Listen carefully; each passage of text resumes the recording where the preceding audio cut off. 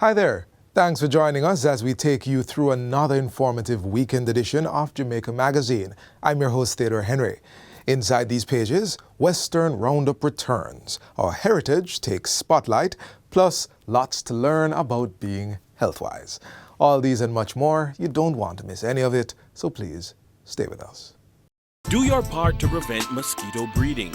Mosquitoes will breed in any container that holds water. Tightly cover water storage containers such as drums, barrels, buckets and tanks. If this cannot be done, pour cooking oil on the water surface. Punch holes in all tins, plastics and beverage boxes to prevent the collection of water before disposal. Cover all tires or fill with dirt to prevent water collection. Scrub all vases once per week to remove mosquito eggs. Use mosquito repellents to protect yourself from mosquito bites. Dispose of garbage properly by placing in plastic bags and securing properly to prevent water collection. A message from the Ministry of Health and Wellness. Thanks again for being here. As promised, Western Roundup is back and we are highlighting actions being undertaken to increase awareness and rid our surroundings of the breeding sites for the Aedes aegypti mosquito.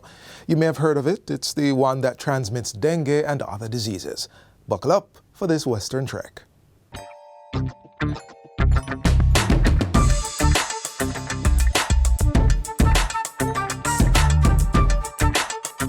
On this episode of Western Roundup, we highlight the dengue activities taking place in Westmoreland and the new classroom block that was recently opened at the Black River High School in St. Elizabeth.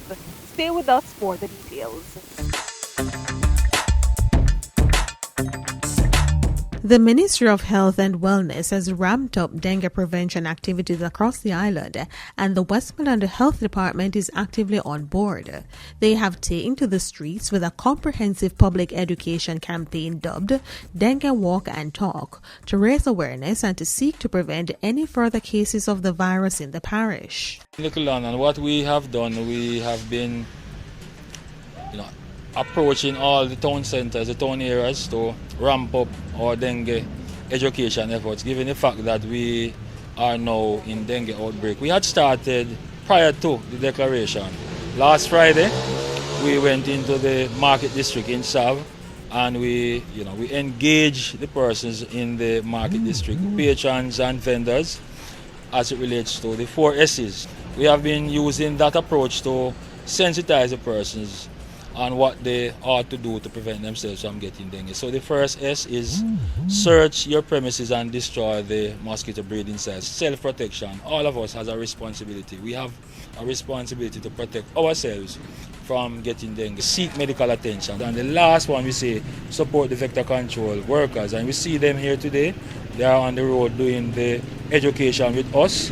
And in the afternoon now we'll have them out doing fogging in different communities. In the meantime, the medical officer of health for the parish is urging parents with younger children to be extremely vigilant during this outbreak. Most of the cases that we are seeing with this current outbreak are children under the age of 15 years old, and we expected this because the last dengue outbreak with dengue serotype 2, which is the prevailing type of dengue that is circulating now, was in 2010. And so we know anybody that was born after 2010 would not have been exposed to this particular type of the virus. Because once you get one type of the virus, you're immune to that type for life. And so our children are the most vulnerable population. And so we are encouraging parents, don't take fever in a child lightly. Use paracetamol or acetaminophen. Avoid any of the other aspirin or other non-steroidal medication until you get confirmation that this could not be dengue fever. Like other health centers across the island, the Westmoreland Health Department has extended its opening hours. At 7 Alamar, which is our main type 4 health center, we have already extended opening hours from 5 p.m. to 9 p.m. Monday to Thursday. We are open from 4 p.m. to 8 p.m. on a Friday, and on Saturdays we open our doors at 8 a.m. and we close them at 4 p.m. Since the declaration of this outbreak, we have offered extended opening hours at some of our type 3 health centers, namely our health center in Darliston, in White House and in the grill. They'll be open until 8 p.m. every Monday, Wednesday, and Thursday. We will monitor the outbreak and we will adjust further based on the demands. Some symptoms of dengue include the sudden onset of fever, severe headaches, eye and joint pain, muscle pain, vomiting, diarrhea, and in some cases a rash. Persons experiencing any of these symptoms are being urged to seek medical attention promptly. Meanwhile, in St. Elizabeth, the students and staff at the Black River High School were gifted with a new classroom block and an upgraded sewage system. The new two-story building boasts 6 classrooms, 2 science labs, a home economics lab, a home management and a clothing and fashion lab, and improved bathroom facilities. The students of Black River High School, this new facility represents endless possibilities for your growth and development. Students, I encourage you to explore the technology that is embedded in this project. Be motivated by the new and improved learning environment and become responsible stewards. This brings the total number of classrooms at the school to 38 and means that the school can now permanently discontinue its shift system. The building was funded through a grant from the Japanese Embassy's Grassroots Human Security Project and the Ministry of Education and Youth through the Primary and Secondary Infrastructure Project. The National Education Trust provided oversight for the project, which is valued at over $235 million. The Ministry of Education and Youth, through the Primary and Secondary Infrastructure Program funded by the Government of Jamaica, has relentlessly pursued the enhancement of primary and secondary schools across our nation. Our mission has always been clear: to alleviate overcrowding, eliminate the need for shift schools, significantly reduce the student-to-teacher ratio, and improve academic outcomes while increasing access to superior educational resources. Today, we proudly acknowledge the fruit of our labor at Black River High School. This is the second time the school is benefiting from funding through the Grassroots Human Security Project, having obtained a grant in 2021, which was used to construct 4 classrooms and a staff room. That's all for the program today. As usual, thank you for joining us for Western Roundup, where we take you from the corners of St. Elizabeth to the hilly terrains of St. Anne. Remember to send your feedback to jismobe@jis.gov.jm. Until next time, take care.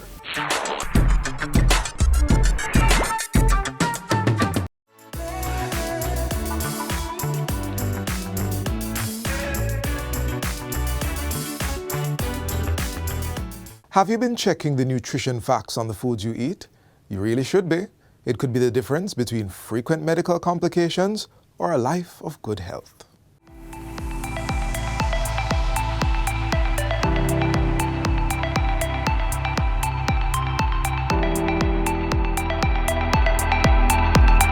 Part of maintaining good health is knowing our nutritional requirements and what is in the foods we consume. When we know, we are able to make better choices about what we eat and empowered to avoid non-communicable diseases (NCDs) such as diabetes, hypertension, cancers, and cardiovascular diseases like stroke and heart disease. In recognition of this, the government encourages consumers to look carefully on the ingredients and nutrition facts labels on foods. NCDs is a national crisis, and what and how we eat is a contributory factor to developing or worsening. Our message, healthy eating, active living, read it before you eat it, places emphasis on educating and empowering people about the choices made for food consumption. In keeping with our vision for a healthy Jamaica, our goal is to equip Jamaicans to read food labels in order to make healthier food choices. The fact that more than 70% of death in Jamaica are linked to NCD conditions, which are increasing, is enough reason for all of us to eat healthy foods, exercise regularly, and get adequate rest. Like sweet music to the soul, the healthy living message must resonate, and the Ministry of Health is chiming through the airwaves with its public awareness campaign.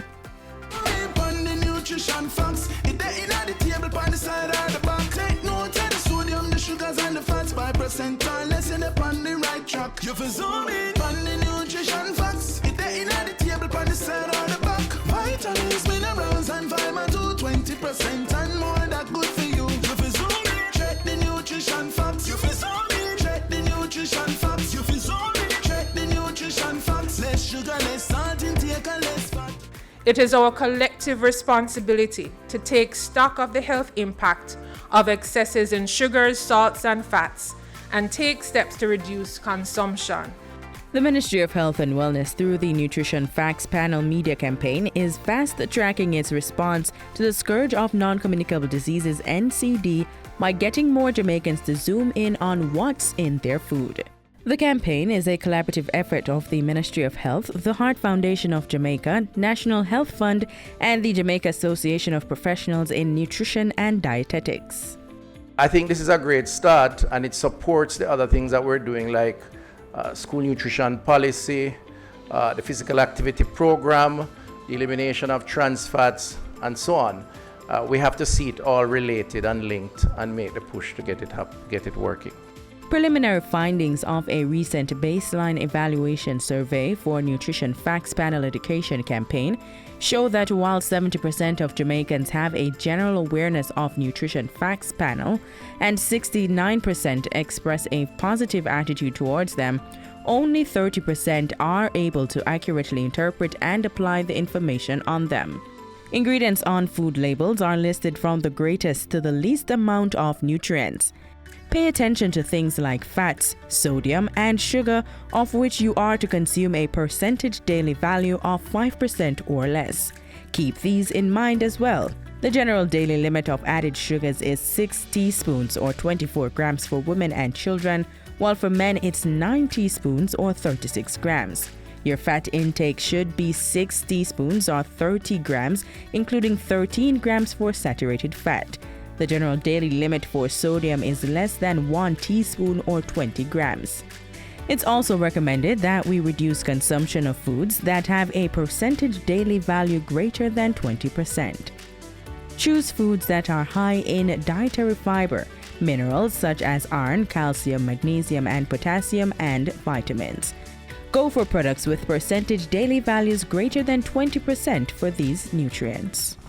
It is important that Jamaicans learn to read and interpret the Nutrition Facts Panel with its information on serving sizes, calories, nutrients, and percent daily value for the individual intake. This will empower people to choose foods that allow them to maintain energy and the appropriate nutrient requirements, particularly sugars, salts, and fats. So, next time you go shopping, remember to read it before you eat it. And don't just read it, do so and make the best nutrition choice for your good health.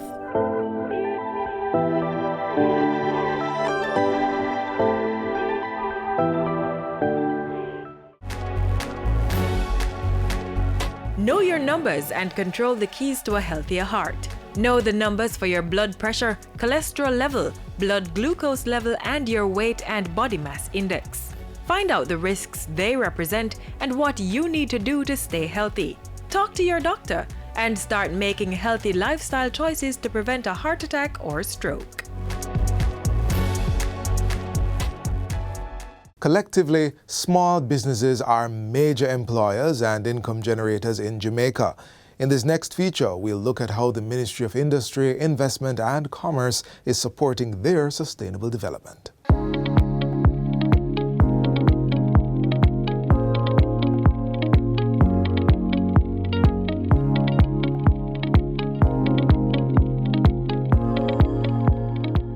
Micro, small and medium-sized enterprises, MSMEs, have a key role in Jamaica's sustainable economic development and growth. By their sheer numbers and mean income from exports, these entities could substantially cut or eliminate the country's trade deficit and significantly boost GDP. The Ministry of Industry, Investment and Commerce is on a mission to get more MSMEs to export and earn bigger profits from larger markets as it seeks to unleash the significant wealth creation potential of this sector. Through its MSME Roadshow initiative, the ministry is taking its services to these businesses to get them ready, set, and into the export market. The roadshow is being initiated in partnership with the Inter-American Development Bank, the IDB. IDB is really happy to partner with the ministry on this initiative, for we are committed to promoting and providing support to private sector growth in Jamaica. Through 4 initial roadshow stagings, with the first held in Mandeville, MSME operators have been getting information on business development support, government incentives, and export opportunities. The events are also providing a space to create new linkages, networking, and business partnerships with a large gathering of public and private entities. Every single entrepreneur must understand that we must export. I'm encouraging you to make things that Jamaican people will eat and buy, but you must lift your mind to a place where you're exporting. Though small, the multipliable effect of their employment and income generation is huge. The MSME sector in Jamaica numbers over 400,000 entities. These account for 34% of the employed labor force, and it's estimated that tax-paying MSMEs account for 97% of all classified and registered enterprises in Jamaica. The MSME sector is a vital driving force that is propelling the creation of jobs and growth in Jamaica's economy. It is vital. All these small businesses, some of them hire 3 people, some hire 10, some can hire 25, some will hire 12. Every single job is vital, important to this country. And I like to say simply, if every MSME, through additional work and support, employs 1 person or 1 more person, we are talking about growing the employed labor force in Jamaica by over 400,000 people. If we got 25% of all MSMEs to export $1,000 a month, that's $12,000 a year. If my calculation is correct, we would be talking about $1 billion of export. Operating commercially and in the global space requires formalization and adherence to standards which the ministry is offering businesses. And so the road shows include a business pitch competition, business forum, an expo, and presentations to provide information on services being offered to the MSME sector. Also, for greater efficiency and ease of trade, the ministry is supporting digitization of businesses and their access to affordable financing. Together with our esteemed partners from the Inter-American Development Bank, we embark on a journey to empower our MSMEs. The Business Roadshow serves as a platform for knowledge exchange, networking, and inspiration, fostering an environment where these businesses can not only survive, but they will thrive. We need to inspire each other. We need to hear from each other. What are you doing? Are you making bamis bigger size, smaller size? Are you making stuff in sauces that you're looking to export?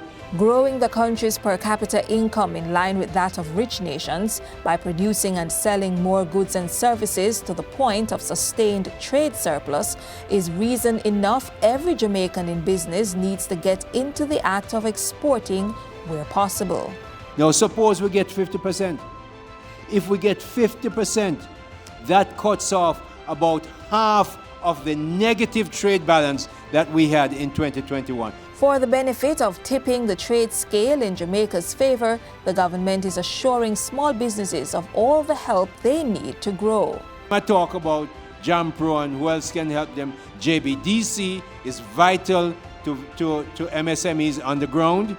So because they hold your hand, they show you how to do a business plan sometime, how to make your business better, how to register your business. The Companies Office of Jamaica, one of the 20 agencies of the Ministry of Industry, Investment and Commerce, is a crucial agency that assists MSMEs in becoming export ready. What do we mean by that?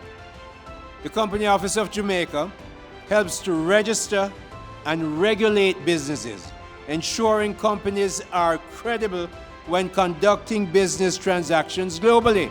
MSMEs are encouraged to use the benefits provided by the ministry, including productive inputs relief and import duty and income tax relief for the importation of equipment or raw materials. Go look for good equipment, import it, make sure you talk to the ministry and say, you have a plan. When we agree with your plan, Exim Bank is there to help you. With such targeted support, we are committed to strengthening these engines of innovation and chart a course toward shared prosperity. Realizing our potential to become a rich nation means selling not only to 3 million Jamaicans at home, but also to consumers around the world. Are you ready?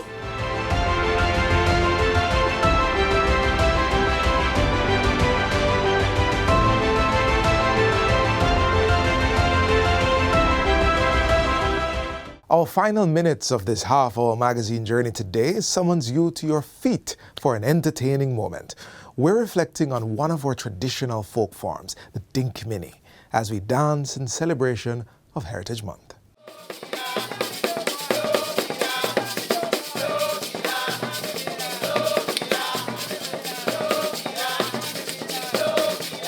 There's no one way to truly play the beat of our Jamaican culture. No one way to unfold the depth of the various movements that are intricately intertwined with the drums, or whatever uniquely made instruments that accompany each other. And certainly, no one way to shake our hips, tap our feet, move our hands or dress to distinguish the truest form of our heritage in dance. But there are certainly several ways to tell the island's tale of musical artistry and infectious rhythms. Today, we tell the story of the African retention in one of our Jamaican traditional folk forms, Dinky Mini.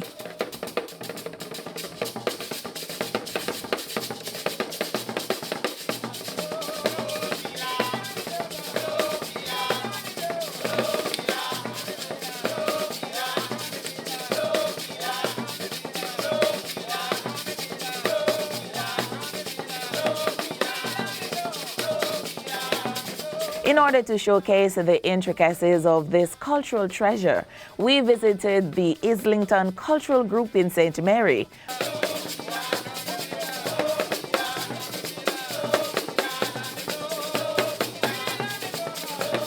Dinky Mini is of African origin of the wake and is usually performed on the 2nd to 8th night of the traditional 9 nights after the death of a person. It is very lively and celebratory in nature because its main purpose is to cheer up the bereaved.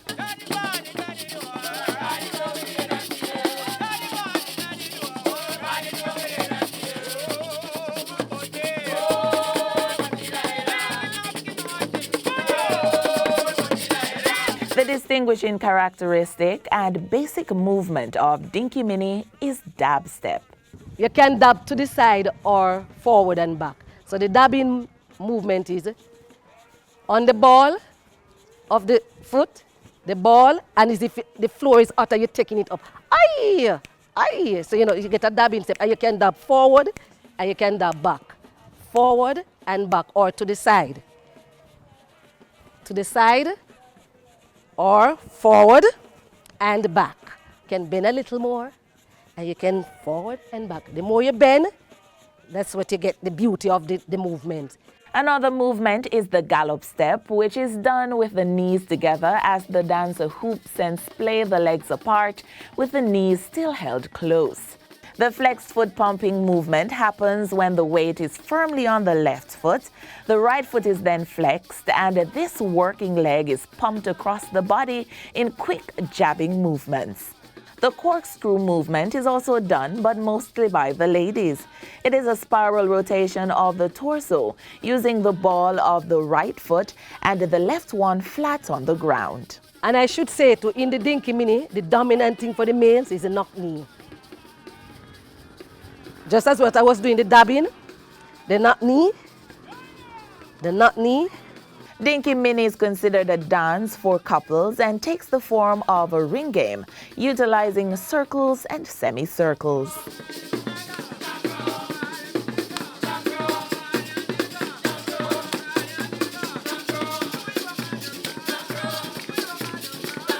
The dancers sing using mento style, and the songs are mainly call and response.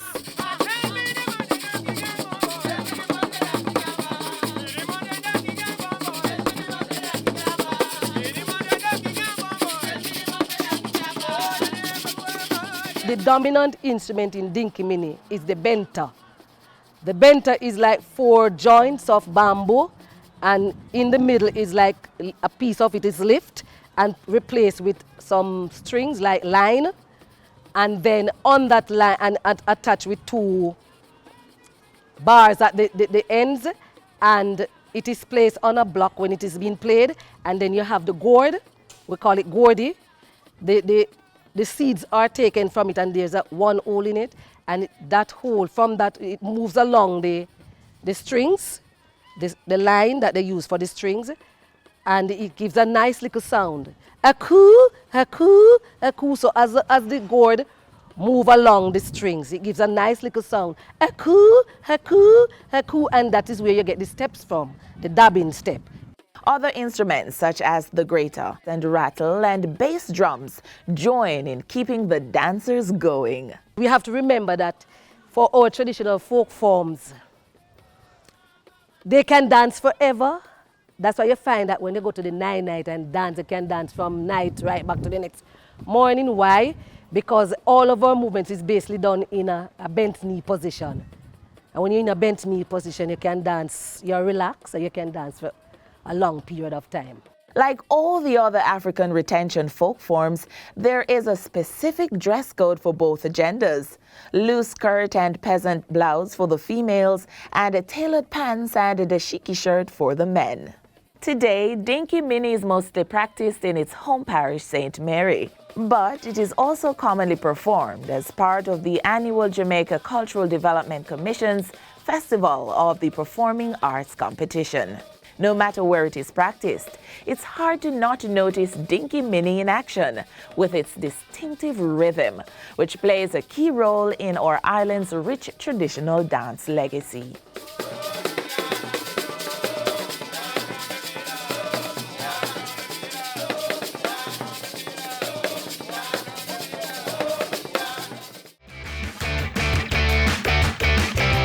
It's time again for the JIS Heritage Poster Competition. Are you a secondary level student? Design a digitally or illustrated poster on the theme Echoes of Freedom, tracing Jamaica's path from colonialism to republic. Let's see your best design. Lots of prizes to be won. Visit jis.gov.jm for competition guidelines. Registration is now open and closes October 31. The JIS Heritage Poster Competition 2023. Enter today.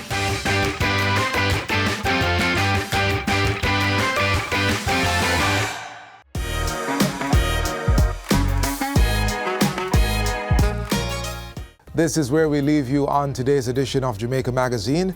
Be here on this station tomorrow for more information you can use to transform your life.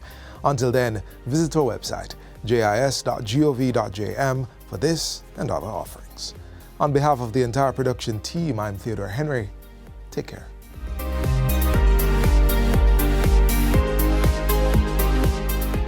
This has been a production of the Jamaica Information Service, the voice of Jamaica.